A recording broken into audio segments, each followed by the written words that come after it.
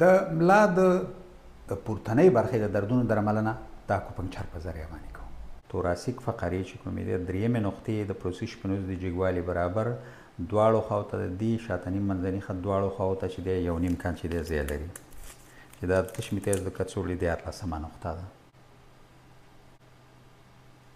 تشمیتیز د کڅوړې 14مه نقطه ده کومه چې د څلورمې توراسیک فقرې د پروسس شپنوز د جګوالي برابر د دې منځني شاتني خط څخه دواړو خواو ته 1.5 کان ځای لري. تشمیتیز د کڅوړې 15مه نقطه ده کومه چې د 5مې توراسیک فقرې د پروسس شپنوز د جګوالي برابر دواړو خواو ته د دې منځني خط څخه 1.5 کان چې دی ځای لري.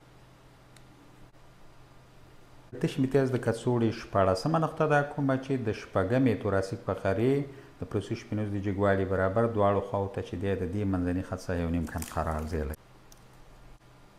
د تشمیتیز د کڅوړې 18مه نقطه ده کومه چې د 9مې توراسیک فقرې د پروسس شپنوز د جګوالي برابر د دې منځني خط څخه دواړو خواو ته چې دی 1.5 کان ځای لري. 18مه نقطه ده کومه چې د 9مې توراسیک فقرې د پروسس شپنوز د جګوالي برابر د دې منځني خط څخه دواړو خواو ته چې دی ځای لري. د تشمیتیز د کڅوړې 41مه نقطه ده کومه چې د 2مې توراسیک فقرې د پروسس شپنوز د جګوالي برابر د دې منځني خط څخه 3 کان چې دی دواړو خواو ته بهر ځای لري.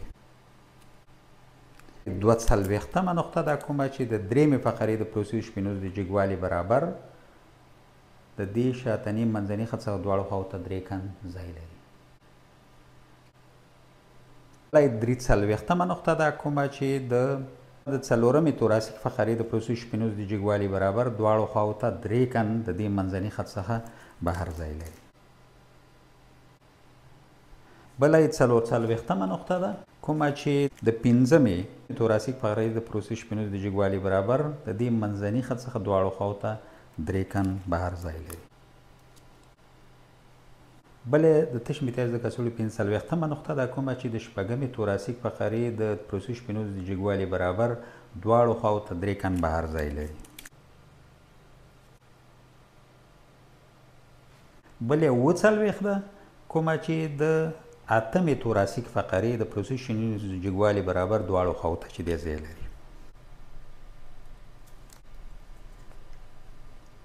بله 48مه نقطه ده د تشمیتیز د کڅوړې کومه چې د 9مې توراسیک فقرې د پروسس شپنوز د جګوالي برابر دواړو خواو ته چې دی لټرال ځای لري.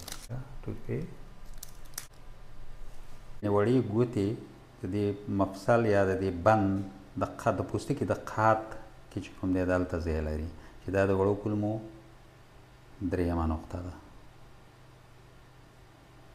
د تشمیتیز د کڅوړې 15مه نقطه ده کومه چې د دې خارجي خنګري او د دې پلې چې دې ته اخیلس ټینډن ویلی کېږي د دې ترمنځ چې دی ځای لري.